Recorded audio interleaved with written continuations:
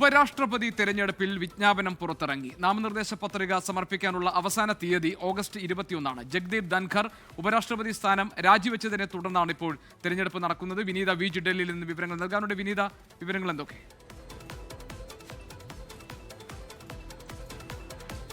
ജിക്ക് സൂചിപ്പിച്ചതുപോലെ തന്നെ വിജ്ഞാപനം പുറത്തിറങ്ങിയിരിക്കുകയാണ്. ഒപ്പം തന്നെ നാമനിർദ്ദേശ പ്രക്രിയകൾ ആരംഭിച്ചിട്ടുമുണ്ട്.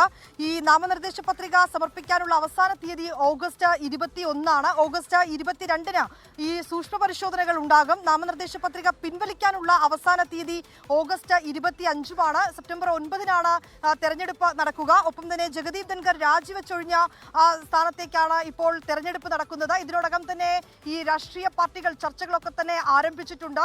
NDAയിൽ നിന്ന് BJP സ്ഥാനാർത്ഥിയായിരിക്കാം മത്സരരംഗത്തുണ്ടാവുക എന്നുള്ള സൂചനകളൊക്കെ തന്നെ നേരത്തെ ലഭ്യമായിട്ടുണ്ടായിരുന്നു. ഒപ്പം തന്നെ തെരഞ്ഞെടുപ്പിൽ സ്ഥാനാർത്ഥിയെ നിർത്താനാണ്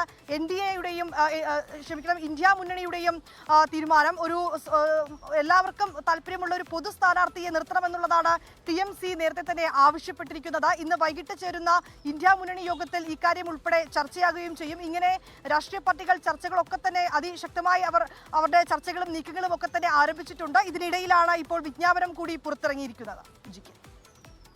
ശരി, വിനീത വിജിയാണ് വിവരങ്ങൾ പങ്കുവച്ചത് ഡൽഹിയിൽ നിന്ന്.